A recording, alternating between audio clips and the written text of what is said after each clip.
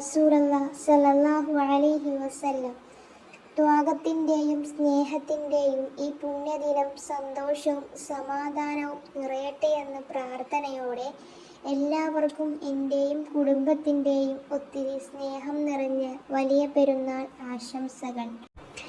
ത്യാഗത്തിൻ്റെയും സമർപ്പണത്തിൻ്റെയും സാഹോദര്യത്തിൻ്റെയും സ്നേഹത്തിൻ്റെയും ആഘോഷമാണ് ബക്രീദ് അഥവാ വലിയ പെരുന്നാൾ.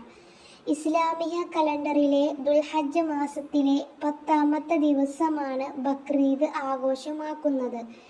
ഈദുൽ അസ്ഹാർ എന്നാണ് അറബിയിൽ ബക്രീദ് അറിയപ്പെടുന്നത്. ഇനി നമുക്ക് ചരിത്രം നോക്കാം.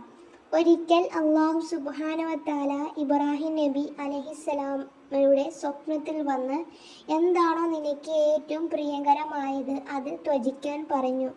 ദൈവകൽപ്പന അനുസരിച്ച് തൻ്റെ പ്രിയപുത്രനെ ബലി കൊടുക്കുവാൻ ഇബ്രാഹിം നബി അലൈഹിസ്സലാം തീരുമാനിച്ചു.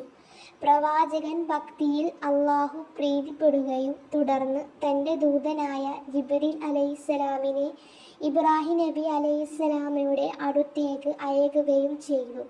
മകനെ അറുക്കാൻ തയ്യാറായ ഇബ്രാഹിം നബി അലൈഹിസ്സലാമിനെ ജിബ്രീൽ അലൈഹിസ്സലാം അറുക്കാൻ പകരമായി ഒരു ആടിനെ നൽകി.